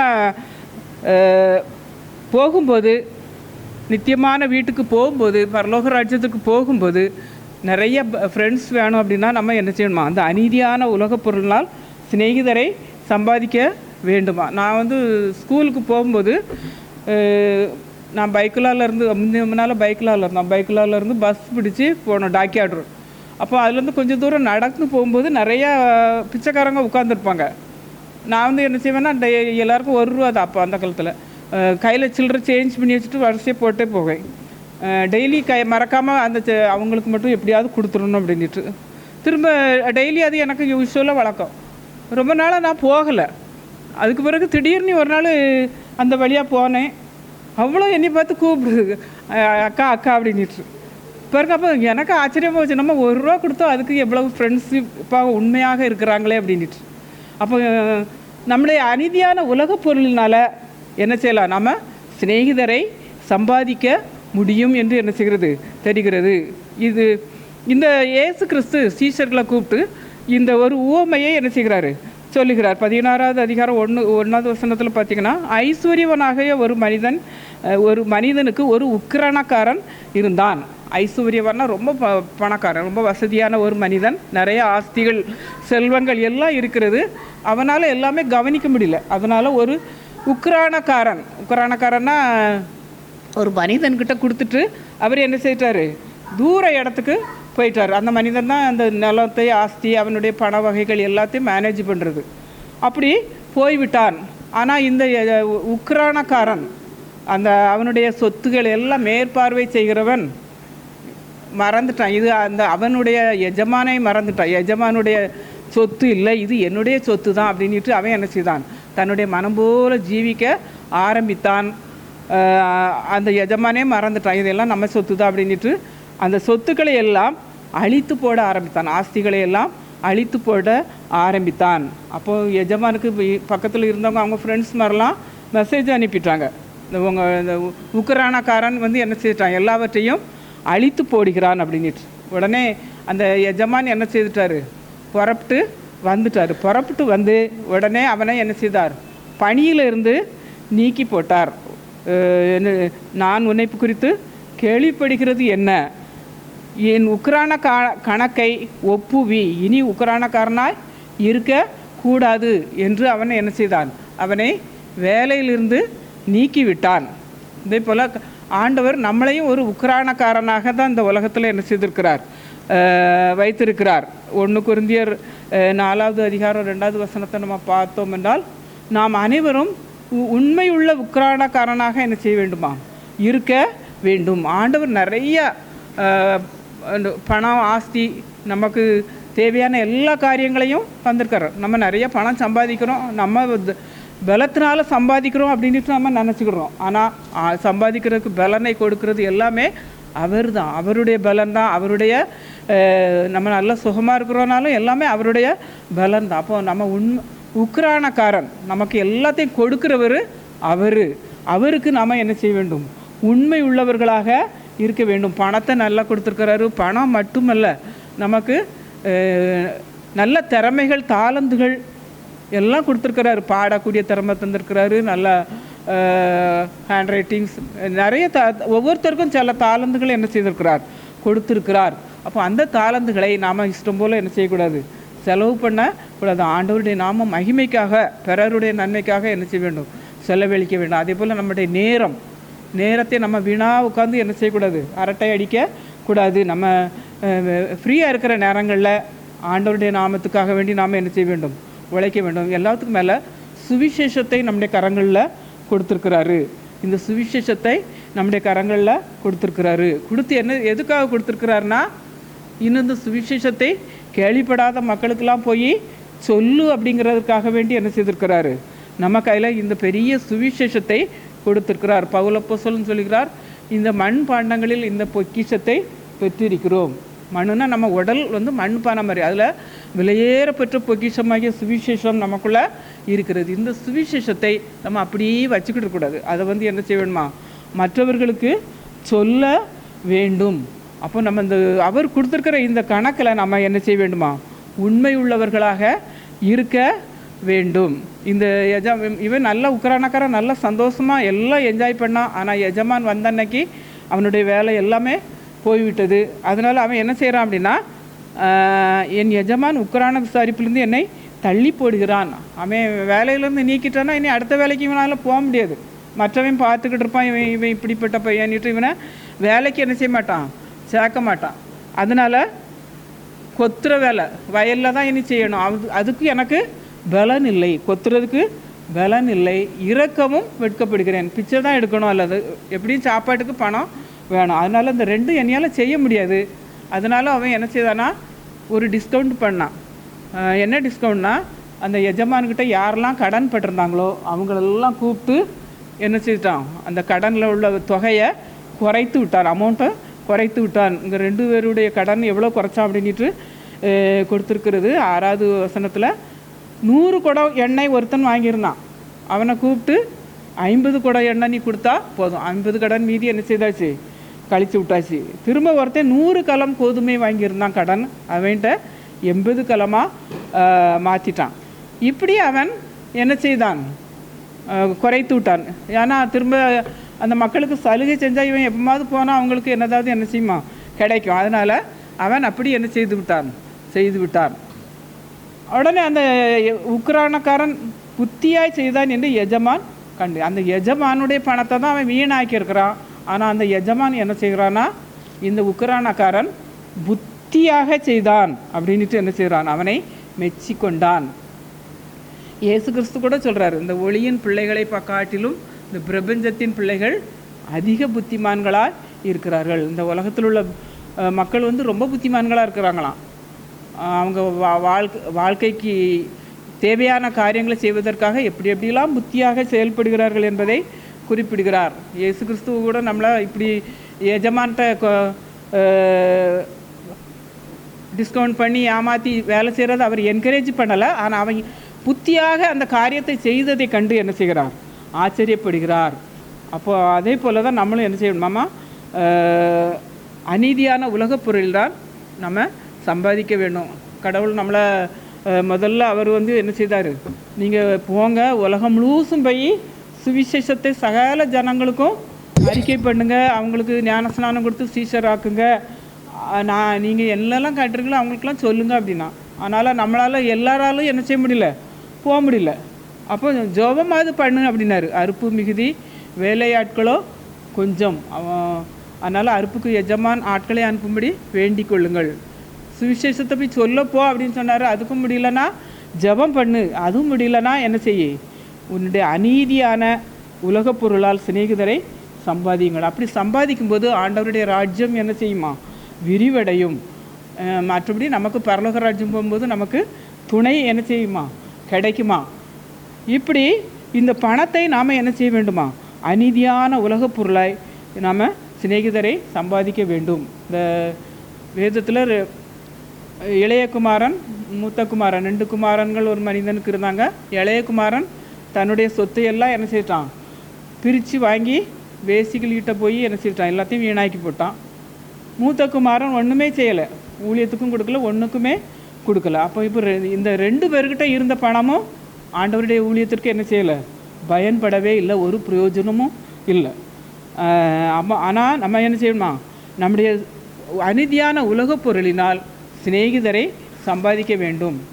நம்ம மரித்து போகும்போது நமக்கு என்ன செய்யாது, இந்த ஒரு பைசா கூட நம்முடைய கூட என்ன செய்யாது, வராது. அப்போ நம்ம சேர்த்து வைக்கிற பணம் சிநேகிதரை சம்பாதிக்கிறதுக்கு, சுவிசேஷத்துக்கு நம்ம கொடுக்கும்போது அந்த சுவிசேஷம் என்ன செய்யுமா, அது நமக்கு மறு உலகத்துக்கு அது என்ன செய்கிறது, பயன்படுகிறது. அதனால் நம்ம சொத்து எல்லாமே வீணாக வச்சுருக்கிறதெல்லாம் நம்ம ஆண்டவருடைய ஊழியத்திற்கு கொடுக்கும்போது ஆண்டவருடைய ஊழியம் என்ன செய்யுமா, இன்னும் அதிகமாக என்ன செய்யுமா, வளரும். அதனால் நம்முடைய ஊழியங்களுக்கு நம்ம அதிகமாக கொடுப்போம். ஊழியங்களுக்கு மட்டும்தான் நீ கொடுக்கறதில்ல, இன்னும் நிறைய தேவையோடு இருக்கிற மக்கள் இருக்கிறாங்க. நிறையா பிள்ளைகள் படிக்குது, ஃபீஸ் கட்ட வழி இல்லாமல் இருக்கிறது, சோமில்லாத பிள்ளைகள் இருக்கிறாங்க. நம்ம கண் பக்கத்துலேயே நிறைய பேர் என்ன செய்கிறாங்க, கஷ்டப்படுகிற மக்கள் என்ன செய்கிறாங்க, இருக்கிறாங்க. அப்படிப்பட்ட மக்களுக்கு நம்ம பணம் என்ன செய்யட்டும், உதவட்டும். அப்படி உதவுறதுனால கடவுள் என்ன செய்ய மாட்டார், உங்களை கைவிட மாட்டார். இந்த ஏழைக்கு கொடுக்குறவன் கர்த்தருக்கு கடன் கொடுக்குறான் அப்படின்ட்டு வேதம் சொல்லுகிறது. அப்படியானால் நம்முடைய செல்வத்தை நாம் என்ன செய்வோம், மற்றவர்களுக்கு கொடுக்கும்போது தான் அது நமக்கு ஆசீர்வாதம். ஆண்டவர் நமக்கு எவ்வளோ பணம் தந்திருக்கிறார், அப்போ நம்ம அதை மற்றவங்களுக்காக செலவழிக்கணும். ஆண்டவருடைய நாமம் மகிமைப்படுகிறதற்காக நாம் என்ன செய்ய வேண்டுமா, செய்ய வேண்டும். அப்போனா நமக்கு அது பெரிய ஆசீர்வாதமாக இருக்கும். இன்னும் நமக்கு என்ன சொல்கிறாருன்னா, கொஞ்சத்தில் உண்மை உள்ளவன் அநேகத்திலும் உண்மை உள்ளவனாக இருக்கிறான். உண்மையாக இருக்கணும் அப்படின்னு சொல்கிறார் ஆண்டவர். அப்போ நம்ம கொஞ்சம் உண்மையாக இருந்தால் கூட போதுமா, அப்போ நம்ம கொஞ்சம் கூட உண்மை இல்லை அப்படின்ட்டு அர்த்தம். உண்மை உள்ளவன் கொஞ்சமாக உண்மையாக இருந்தால் கூட என்ன செய்யணும், அதிகமாக உண்மையாக வைப்பார். நம்ம எல்லா காரியங்கள்லையும் நம்ம என்ன செய்ய வேண்டும், உண்மையாக இருக்க வேண்டும். நம்ம வேலை பார்க்குற ஸ்தலங்களில் நம்மளை பார்த்து என்ன சொல்கிறாங்க, உண்மையாக இருக்கிறாள், உண்மையான ஒரு டீச்சர், உண்மையான ஒரு ஆஃபீஸர் அப்படின்ட்டு மற்றவங்க என்ன செய்யணும், சொல்ல வேணும். முதல்ல நம்ம சொல்லணும், நான் உண்மையாக இருக்கிறேன் அப்படின்ட்டு. அப்படி நம்ம என்ன செய்யணுமா, கொஞ்சத்தில் உண்மையாக இருக்கணும். நம்ம பிள்ளைகள் பாருங்கள், அம்மா அப்பா இவ்வளோ பணக்காரங்களா இல்லையே அப்படின்ட்டு கூட கவலைப்படாது. ஆனால் அந்த அப்பா அம்மா பொய் சொல்லும்போது அந்த பிள்ளைகள் என்ன செய்யுமா, ரொம்ப கஷ்டப்படும் மனசு. அம்மா அப்பா உண்மையாக இருக்கணும் அப்படின்ட்டு என்ன செய்கிறது, பிள்ளைகள் விரும்புது. அதே போல் பெற்றோரும் பிள்ளைகள் உண்மையாக இருக்கணும் அப்படின்ட்டு என்ன செய்வாங்க, விரும்புவாங்க. சின்ன பிள்ளையாக இருக்கும்போதே அந்த பொய் பேசுகிறது என்ன செய்யக்கூடாது, என்கரேஜ் பண்ணாதீங்க. சின்ன பொய் சொன்னால் கூட சிவியராக பனிஷ்மெண்ட் கொடுத்துருங்க, திரும்ப அது என்ன செய்யாது, அந்த பிள்ளை பொய் பேசாது. அதை தான் ஆண்டவர் நம்ம இடத்துல என்ன செய்கிறார், எதிர்பார்க்கிறார். கொஞ்சத்தில் உண்மையாக இரு, உன்னைய நிறையா பேரில் அதிகமாக வைப்பேன் அப்படின்றது. அடுத்தது, அநீதியான உலகப் பொருளை பற்றி நீங்கள் உண்மையாயிராவிட்டால். அநீதியான உலகப் பொருள், ஆண்டவர் நமக்கு கொடுத்துருக்கிற பொருளில் நம்ம என்ன செய்ய வேண்டும், உண்மையாக இருக்க வேண்டும். 10ல் 1 சிலர் தசம பாகம் கொடுத்துட்டு மீதியை என்ன செய்கிறோம், நம்ம மனசு போல் செலவு பண்ணுறோம். சிலர் அதுவும் கொடுக்கறது கிடையாது. ஆனால் அந்த கணக்கிலையோ நாம் என்ன செய்ய வேண்டுமா, உண்மையாக இருக்க வேண்டும். கடவுள் கொடுத்துருக்கிற பணத்தை நாம் என்ன செய்கிறோம், ஆண்டவருடைய நாம மகிமைக்காக செலவு பண்ணுகிறோமா அப்படின்ட்டு நாம் என்ன செய்வோம், சிந்தித்து பார்க்க வேண்டும். அடுத்ததாப்பில் 12வது வசனத்தில், வேறொருவனுடைய காரியத்தில் நீங்கள் உண்மை உள்ளவர்களாக இருக்காவிட்டால் உங்களுக்கு யாதொன்றை சொந்தமாக கொடுப்பவன் யார்? மற்றவங்க என்னதாவது காரியம் நமக்கு செய்ய கொடுத்துருந்தாங்கன்னாலும் அவங்களுக்கு நாம் என்ன செய்ய வேண்டுமா, உண்மையாக இருக்க வேண்டும். அப்போ நம்ம இன்றைக்கி பார்த்தது அநீதியான உலகப் பொருளினால் பொருளை சம்பாதிக்கணும், இன்னும் உண்மையாக இருக்கணும், கொஞ்சத்தில் உண்மையாக இருக்கணும், அநீதியான உலகப் பொருள் மேலே உண்மையாக இருக்கணும், மற்றவங்க காரியத்திலையும் என்ன செய்ய வேண்டுமா, உண்மையாக இருக்கணும். உண்மை ஆண்டவர் நமக்கு அதிகமாக வற்புறுத்துகிற ஒரு காரியம். அவர் கர்த்தர் பார்த்திங்கன்னா அவர் எப்போதும் உண்மை உள்ளவர். அவர் உண்மை உள்ளவராகவே என்ன செய்கிறார், இருக்கிறார். அவர் ஒருவேளை பொய் சொல்லிட்டார்னா நம்மளாம் இந்த உலகத்தில் வாழ முடியாது. ஆண்டவரை ஆராதிக்கிறதுலையும் ஒரு பிரயோஜனமாக இருக்காது. அப்படின்னால் அவருடைய பிள்ளைகளாகிய நாமும் என்ன செய்ய வேண்டும், உண்மை உள்ளவர்களாக இருக்க வேண்டும். வேதத்தில் பார்த்தீங்கன்னா மோசே தேவனுடைய வீட்டில் எங்கும் உண்மை உள்ளவனாக இருந்தான் என்று கர்த்தரே அவனை பற்றி என்ன செய்கிறார், சாட்சி கொடுக்கிறார். எசேக்கியா ராஜா உண்மை உள்ளவனாக இருந்தான். அவனுக்கு மரணம் வந்தபோது கூட அவன் அழுகிறான், நான் உண்மையாக இருந்தனே கடவுளே அப்படின்ட்டு. அதனால் அவனுக்கு 15 வருஷம் என்ன செய்கிறாரு, கூட்டி கொடுக்குறாரு. உண்மையான ஸ்தானாதிபதி ஔஷதம், மருந்து மாதிரியா. உண்மையாக இருக்கிறவங்க, உண்மையுள்ள மனிதன் பரிபூரண ஆசீர்வாதங்களை பெறுவான் அப்படின்ட்டு வேதம் என்ன செய்கிறது, சொல்லுகிறது. அதேபோல் புதிய ஏற்பாட்டிலையும் நிறைய ஊழியக்காரங்களை பார்க்குறோம். அவங்கள உண்மை உள்ள ஊழியக்காரன் அப்படின்னு தீகிக்கு அப்படின்ட்டு ஒரு ஊழியக்காரன் இருக்குது எபேசியர் 6:21. இன்னொன்றுல எப்பாப்பிரா கொலோசையர் 1:7. அந்த பார்த்திங்கன்னா அவனும் உண்மையான ஊழியக்காரனாக இருந்திருக்கிறான். அதே போல் நாமும் என்ன செய்ய வேண்டும், உண்மையான ஊழியக்காரர்களாக இருக்க வேண்டும். ஏன்னா உங்களை அழைத்த தேவன் உண்மை உள்ளவர். அதே போலனால நாமும் என்ன செய்ய வேண்டும், உண்மை உள்ளவர்களாக இருக்க வேண்டும். கடைசியில் ஒரு நாள் பரலோக ராஜ்யத்திற்கு போகும்போது உத்தமும் உண்மை உள்ள ஊழியக்காரனே என் சந்தோஷத்துக்குள் பிரவேசினி அழைக்கணும். அந்த அழைப்புக்காக தான் நம்ம என்ன செய்கிறோம், வெயிட் பண்ணிகிட்ருக்கோம், ஆண்டவரை தேடுறோம், ஓடி வர எவ்வளோ தூரத்தில் இருந்தாலும். அப்போ அந்த அழைப்பை இப்படி நம்ம என்ன செய்ய வேண்டும், வாழ வேண்டும். கிறிஸ்தவ வாழ்க்கையில் பார்த்திங்கன்னா நிறைய மிஷினரிகளுடைய வாழ்க்கையை நம்ம பார்த்துருக்குறோம். அவங்க பெரிய பணக்காரங்கள், பயங்கர பணக்காரங்களாக இருந்தவங்க வெளிநாடுகளிலேருந்து மிஷினரிகளாக வந்து இந்த கஷ்டப்பட்டு என்ன செய்திருக்கிறாங்க, ஆண்டவரை பற்றி நமக்கு சொல்லி இருக்கிறாங்க, சொல்லி ஏழையாகி என்ன செய்திருக்கிறாங்க. அவ்வளோ கஷ்டமான வாழ்க்கையில் மண்ணில் படந்து காலில் செருப்பு போடாமல் நடந்து தொப்பியில் கூழ் வாங்கி குடித்து பெரிய பெரிய பணக்காரங்க அவங்கெல்லாம். அப்போ கடவுளுக்காக வேண்டி அவங்க எல்லாம் என்ன செய்திருக்கிறாங்க, இங்கே வந்து ஊழியம் செய்திருக்கிறாங்க. ஆனால் எல்லா கிறிஸ்தவங்களும் அப்படி இல்லை. இன்னும் சில கிறிஸ்தவங்களை பாருங்கள், கடவுளுடைய பேரை சொல்லி நல்லா பிரசங்கம் பண்ணுறாங்க. ஆனால் மக்களுடைய பணத்தெல்லாம் வாங்கி என்ன செய்கிறாங்க, ஆடம்பரமாக வாழ்கிறாங்க. ஆண்டவருடைய பணத்தில் கடவுள் எங்களுக்கு கொடுத்தார் அப்படின்ட்டு பாருங்கள். நம்ம அப்போ உண்மை உள்ளவர்களாக இருப்போம் என்றால் யாருக்கு நம்ம கொடுக்கணும் அப்படின்ட்டு நம்ம பார்த்து என்ன செய்ய வேண்டும், கொடுக்க வேண்டும். அப்போ தான் அந்த மிஷினரிகள் பட்ட பாடுகள் எல்லாம் நமக்கு ஆசீர்வாதமாக என்ன செய்யும் இருக்கும். எங்கள் சர்ச்சில் மிஷினரி MDM முடிஞ்சிட்டு அப்போ ஒரு மிஷினரி வந்திருந்தார். அவர் வந்து வாழ்க்கை சரிதையெல்லாம் சொன்னார். எனக்கு இது மட்டும் மனசில் எங்களெல்லாம் அடிக்கிறாங்க அப்படின்னு சொல்கிறாங்க. சிரிச்சுட்டே சொல்கிறாரு, ஆண்டவரை பற்றி சொல்ல போனால் அடிக்கிறாங்களாம். அப்போ அவ்வளவு கஷ்டமான பணியை அவங்க என்ன செய்கிறாங்க, செய்து வருகிறார்கள். உண்மையாக செய்கிறாங்க, இல்லைன்னா அவங்க விட்டுட்டு ஓடலாம், வேறு வேலை பார்க்கலாம். உண்மையாக செய்கிறாங்க. அதனால் அந்த மக்களுக்காக வேண்டி நாம் என்ன செய்ய வேண்டும், ஜெபிக்க வேண்டும். ஆண்டவரை பற்றி போய் நம்மளால் முடிஞ்சவங்களுக்கு சொல்லுவோம், நம்ம ஜெபிப்போம். ஜெபத்தை நம்ம என்ன செய்யக்கூடாது, ஒரு நாளும் விடக்கூடாது. நம்மளால் எவ்வளோ பணம் கொடுத்தாச்சு ஆனாலும் நம்ம போதும் அப்படின்னு நினைக்கக்கூடாது. நம்மளால் என்ன செய்ய வேண்டும், பணத்தை கொடுப்போம், ஜெபிப்போம், நேரில் போய் என்ன செய்வோம், நம்ம ஜெபிப்போம். அப்போ தான் ஆண்டவருடைய ராஜ்யம் இன்னும் அதிகமாக வளர்ந்து பெருக நாம் உதவி செய்வோம். தேவன் தாமே இந்த வசனங்களை ஆசீர்வதிப்பாராக. ஜெபம். சுஸ்திரங்கர்த்தாவே, துதிக்கிறங்கர்த்தாவே, MDM ஊழியத்திற்காக ஆண்டவரே நீர் எங்களுக்கு கொடுத்த நல்ல செய்திக்காகவும் நன்றியோடு சோதரிக்கிறோம் கர்த்தாவே. அநீதியான உலகப் பொருளினால் சிநேகிதரை சம்பாதியுங்கள் என்று சொன்னீரே கர்த்தாவே. இந்த வேளையிலே நாங்கள் ஆண்டவரே இந்த அநீதியான உலகப் பொருளினால் சிநேகிதரை சம்பாதித்து பரலோக ராஜ்யத்தில் அநேக சிநேகிதரைகளை நாங்கள் எங்களுக்கு சொந்தமாக்கி கொள்ளவும் உடைய நாமத்தை விரிவாக்கவும் நாங்கள் பயன்படுத்த நீர் எங்களுக்கு உதவி செய்யும். ஆண்டவரே கொஞ்சத்திலே உண்மை உள்ளவனாயிருந்தால் அநேகத்தின் பேரில் உண்மை உள்ளவனாக இருப்பேன் என்று சொன்னீரே ஆண்டவரே. அதே போல் நாங்கள் ஒவ்வொருவரும் உண்மையுள்ள ஒரு ஊழியக்காரனாக, உமக்கு பிரியமான ஊழியக்காரனாக மாற்றும் ஆண்டவரே. நீர் வரும்போது ஆண்டவரே உண்மை உத்தமமான ஊழியக்காரனே என் சந்தோஷத்துக்கு பிரவேசி என்று நீ சொல்லத்தக்கதாக ஒரு பாக்கியம் எங்கள் ஒவ்வொருவருக்கும் கிடைக்கத்தக்கதாக நீர் எங்களை எடுத்து பயன்படுத்த வேண்டுமாறு ஜெபிக்கிறோம் ஆண்டவரே. அருமையான மிஷினரிக்காக நன்றி செலுத்துகிறோம் கர்த்தாவே. ஆண்டவரே அவர்கள் தங்களுடைய சாட்சிகளை அருமையாக சொன்னார்கள் கர்த்தாவே. அதுபோல் ஆண்டவரே நாங்கள் தொடர்ந்து இந்த MDM ஊழியத்துக்காக ஜெபிக்கவும் ஆதரிக்கவும் எங்கள் கைகளையும் மனதையும் நீர் திறந்து எங்களை ஆசீர்வதித்து தர வேண்டும் என்று மீட்பர் இயேசுவின் மூலமாய் ஜெபிக்கிறோம் நல்ல பிதாவே. ஆமென்.